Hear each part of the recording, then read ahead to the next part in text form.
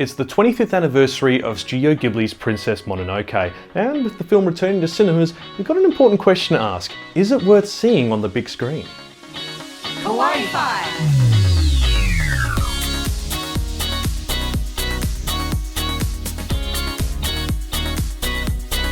Konnichiwa, it's Kyle here and welcome to the channel. And as you guessed, we're talking about Princess Mononoke, and it's wild to think it's been 25 years since the Studio Ghibli film came out. Princess Mononoke was first released in 1997 in Japan, and it was one of the highest grossing films in Japan for that year, which it actually held all the way till 2001 when Spirited Away came along. The film was a blockbuster, critically and commercially in Japan, and it ended up being one of the most profitable films for Studio Ghibli until Spirited Away came along. We all know Spirited Away was gangbusters, it won an Academy Award, but 4 years earlier, Princess Mononoke laid the groundwork for what would be Studio Ghibli's success in the future. Now, this film has a lot of themes that are still relevant today, especially the man versus nature theme, which we're seeing a lot today because of climate change and concerns around global warming. However, the original idea for Princess Mononoke goes all the way back to the late 70s apparently. In the late 1970s, Miyazaki apparently drew some sketches and storyboards that he thought would make an interesting film, and one of those was the story for Princess Mononoke, at least the underlying of it.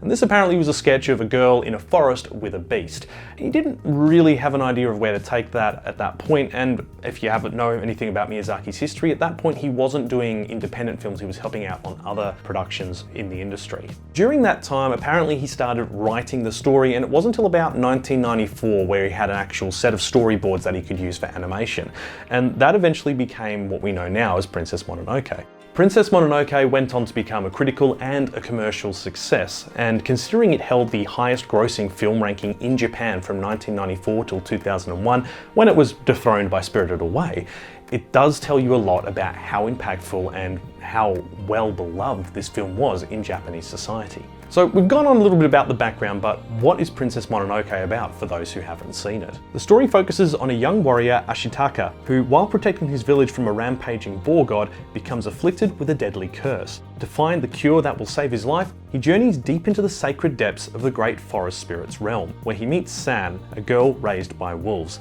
It's not long before Ashitaka is caught in the middle of a battle between iron ore prospecting humans and the forest dwellers. He must summon the spirit powers and all his courage to stop man and nature from destroying one another. The story is set in the Muromachi period, which is kind of the transition point from medieval Japan to early modern Japan. It's where the whole shogun system started to collapse. You had the Warring States period, you had Oda Nobunaga and the massive clashes that happened during that period. It's a period that's very much in turmoil, and a lot of things were happening that really kind of changed the face of Japan and the culture. But the story's not set in real history. Obviously, we've got spirits and monsters and so on. Now, it's probably worth noting at this point that Mononoke is not actually a name. It is a term used in Japanese for spirits and monsters, and it's quite prevalent in folklore and traditional tales. And as you can understand, it's not necessarily San's name, it's her title. She is the princess of the spirits and monsters of the forest. Let's get on to the important question. Is it actually still any good? It's 25 years old, and sure, Studio Ghibli films do last the test of time, but doesn't necessarily mean all of them will still be good. Let's have a look at, say, Patlabor, which not a Ghibli film, but that's about 30 years old now, and we did a review of that recently on the podcast and found it was quite slow, and it's around the same time period when this was done. Storytelling has evolved since then. I think if you're familiar with Spirited Away and its pacing and so on, yeah, you're still going to really like this. But if you haven't experienced some of these older Studio Ghibli films, you might find the pacing a little bit slow. Now, that's not to say it's bad. It's actually a phenomenally great film, and I highly recommend seeing it if you haven't. But it does mean that we kind of have to look at it through a lens of looking back at the older filmmaking styles, if you will. We've seen a lot of change in how films are produced and made today. Look at Jujutsu Kaisen 0 and compare that to an early Ghibli film. Jujutsu Kaisen 0 or the Demon Slayer movie Mugen Train, both of them were quite fast-paced with the standard, what we see in the West, the 3-arc structure.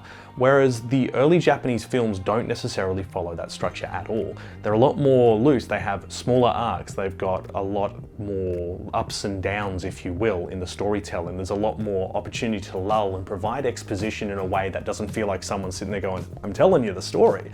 So I think if you like early Ghibli films, you will still like this.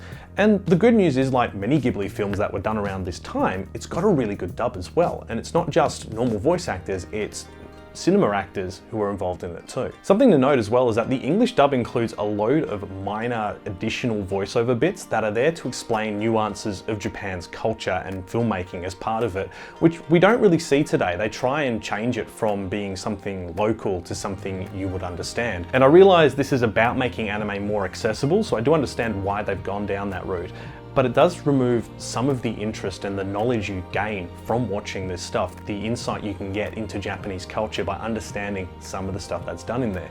And thankfully with Ghibli films, they don't really do that. If you are going to watch the English dub, it does include quite a few big well-known names from back in the time. Princess Mononoke was first dubbed into English by Neil Gaiman, the English writer who you might recognise from Coraline, American Gods or Stardust. And the first dub was done with many Hollywood actors from the time, including Billy Crudup and Claire Danes voicing our leading characters of Ashitaka and San, along with Billy Bob Thornton, Minnie Driver, John DiMaggio, Gillian Anderson and Jada Pinkett Smith to round out the rest of the cast. So the big question you're probably wondering is, why should you go see it on the big screen? Well, firstly, just like every Ghibli film, the soundtrack is absolutely phenomenal. And on a cinema sound system, you feel completely immersed in the moment and everything that's happening in the story.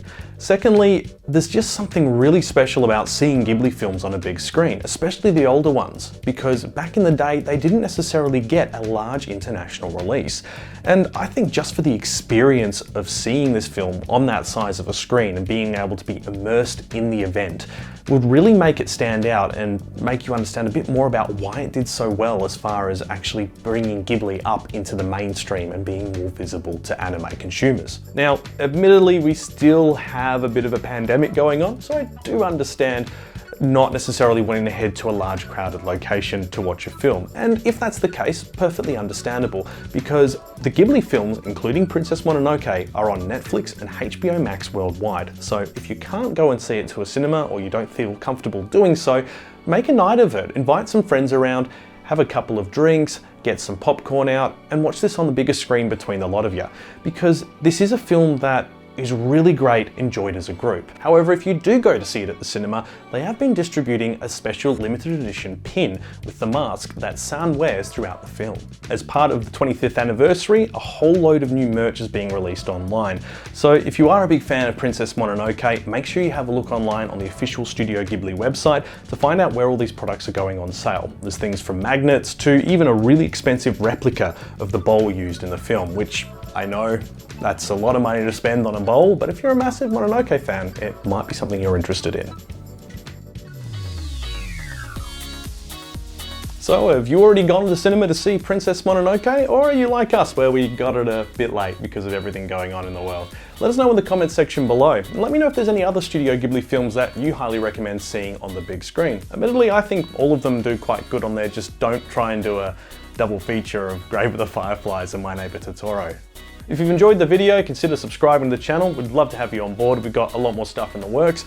We also have our anime podcast, Kawaii-Fi Radio, which you can find details for in the links below.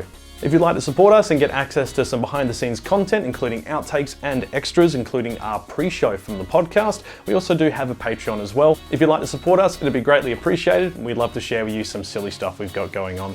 And with that, I'm Kyle. Thank you so much for watching, and until next time, watch some anime.